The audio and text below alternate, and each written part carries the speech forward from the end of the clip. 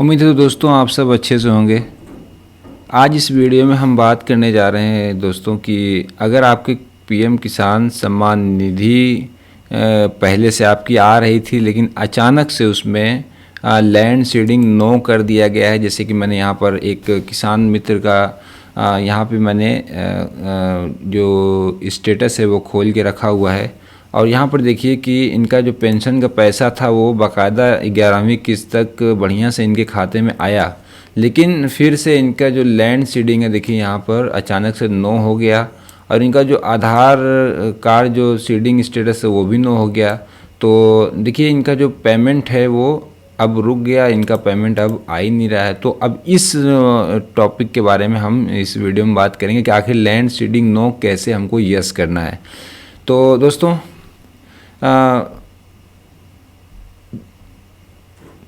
मैं बताना स्टार्ट करूं ये इस प्रॉब्लम का समाधान क्या है, तो आप मेरे इस चैनल को तब तक सब्सक्राइब कर लीजिए और बेल आइकन को भी आप प्रेस कर दीजिए ताकि जब भी मैं कोई इस तरह की इन्फॉर्मेटिव वीडियोस आप तक भेजूं तो आप तक नोटिफिकेशन तुरंत पहुंचे और फिर आप उस वीडियो से फ़ायदा हासिल कर सकें। तो जो ये मेन समस्या होती है दोस्तों कि लैंड सीडिंग का नो हो जाना, आखिर ऐसा होता क्यों है।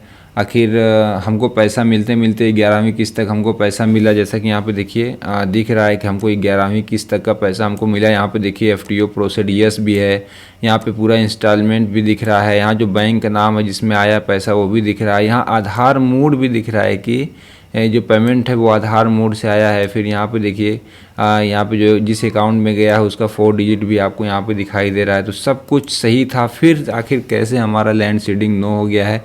तो इसमें दोस्तों होता ये है कि जब भी हम पेंशन का लाभ ले रहे होते हैं तो जब हमने पेंशन को ऑनलाइन करवाया था जिस समय, तो हो सकता है कि उस समय जिन्होंने इस पेंशन को ऑनलाइन किया हो उन्होंने आपका जो डॉक्यूमेंट है वो सही से यानी प्रॉपर तरीके से ना डाला हो सकता है कि वो जल्दबाजी में किसी और की खतौनी को इसमें अपलोड कर दिया हो। क्योंकि जब 2019 में ये इस स्कीम को शुरू किया गया था तो बहुत भारी पैमाने पे इस स्कीम के तहत लोगों का रजिस्ट्रेशन किया गया था और सरकार ने काफ़ी ज़्यादा प्रेशर बना करके अधिकारियों के ऊपर से और किसानों को जोड़ा था इस स्कीम के तहत। तो मैं आपको रियलिटी बताता हूँ कि उस समय अधिकारी खुद ही किसानों को पकड़ पकड़ के उनका रजिस्ट्रेशन कर दिया करते थे। ज़मीन उनके पास है कि नहीं है, किसी की भी खतौनी लगा दिया, किसी भी तरह से लगा दिया। और जो जनसेवा केंद्र वाले होते थे या जो पब्लिक खुद भी थी उन्होंने भी जिसके नाम खतौनी है उनका भी ऑनलाइन किया, जिनके नाम खतौनी नहीं थी उनका भी ऑनलाइन किया। क्योंकि उस वक़्त तो सरकार की तरफ से काफ़ी प्रेशर था जो सेंट्रल में गवर्नमेंट थी नरेंद्र मोदी जी की कि इसमें जितनी जल्दी हो सके किसानों को इस स्कीम के तहत जोड़ा जाए। तो नीचे स्तर से भी अधिकारियों ने काफ़ी किसानों को जल्दबाजी में जोड़ दिया। तो उसमें बहुत से आवेदन ऐसे थे जिसमें एक दूसरे की खतौनी लग गई, मेरी खतौनी आप में लग गई, आपकी खतौनी मेरे में लग गई। तो जिसकी वजह से यहाँ पे लैंड सीडिंग नो अब हो जा कर के हो रहा है। देखिए हमको पेंशन का पैसा मिला भी सब कुछ, तो देखिए हमको 11वीं किस्त तक पैसा भी मिला लेकिन उसके बाद जा कर के हमारी लैंड सीडिंग नो हो गई। इसका मतलब ये है कि हमारी जो खतौनी थी वो सही अपलोड नहीं थी या फिर किसी और की खतौनी अपलोड थी। और इसको वक्त वक्त पर अधिकारीगण जाँच पड़ताल करते रहते हैं कि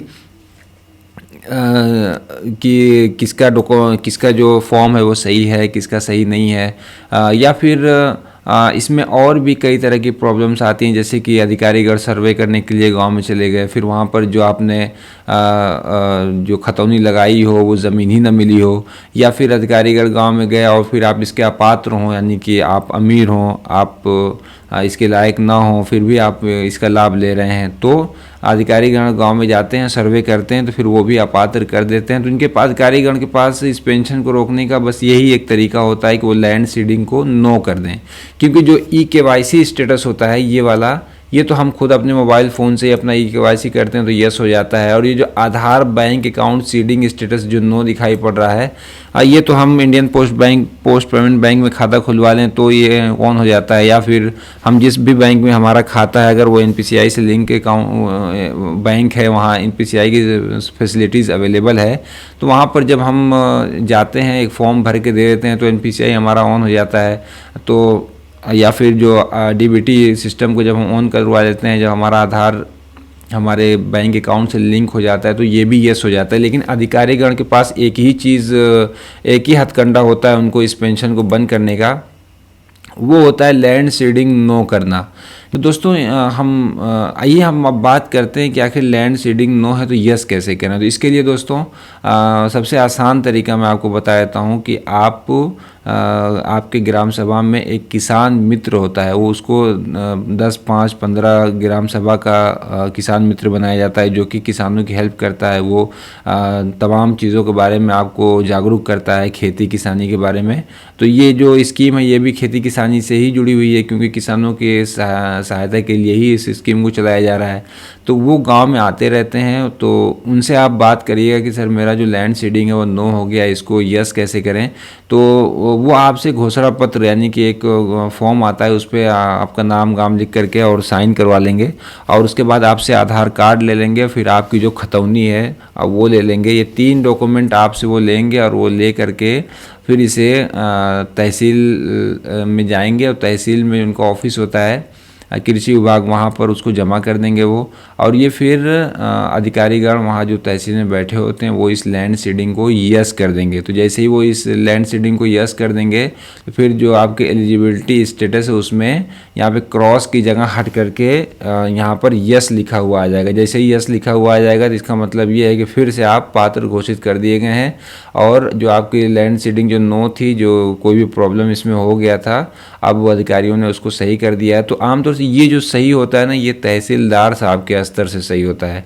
तो तहसीलदार जो कि हमारे तहसील में बैठे होते हैं वो इस कार्य को करते हैं, लेकिन इसके लिए हमको नीचे से होकर जाना पड़ता है। जो हमारे अधिकारीगण नीचे जो किसान मित्र होते हैं उनसे होते हुए हमको जाना पड़ता है, क्योंकि वो तमाम डॉक्यूमेंट को हमको कलेक्ट करते हैं और फिर ले जा करके उसको जमा कर देते हैं। और आप चाहें तो आप किसान मित्र से ना भी मिल सकते हैं, तो फिर आपको तहसील जाना पड़ेगा। तहसील जाइएगा, किसान जो कृषि विभाग का ऑफिस होता है वहाँ पर जा करके आप बात करिएगा, और बात करके अपना जो डॉक्यूमेंट है उनको दे दीजिएगा। तो वो 10-15 दिन के अंदर ही इस नो के एरिया को हटा देंगे और यहाँ पर यस हो जाएगा। लेकिन अगर आपका Aadhaar bank account seeding status no आ रहा है तो फिर ये हमारी अपनी प्रॉब्लम है कि हमारा जो आधार है या तो हमारे बैंक खाते से लिंक नहीं है, या फिर हमारे आधार बैंक खाते से लिंक है लेकिन हमारा जो NPCI वो ऑन नहीं है, यानी DBT ऑन नहीं है।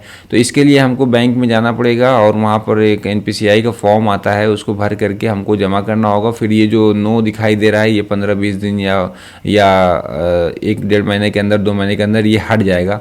और जब भी पेंशन आने वाली होती है तो उससे पहले इसको आमतौर से हटा दिया जाता है। अगर आपने ये कार्य करवा लिया, जो आधार सीडिंग वाला सिस्टम है उसको आपने ऑन करवा लिया, DBT NPCI को ऑन करवा लिया, तो ये आपका सही हो जाता है।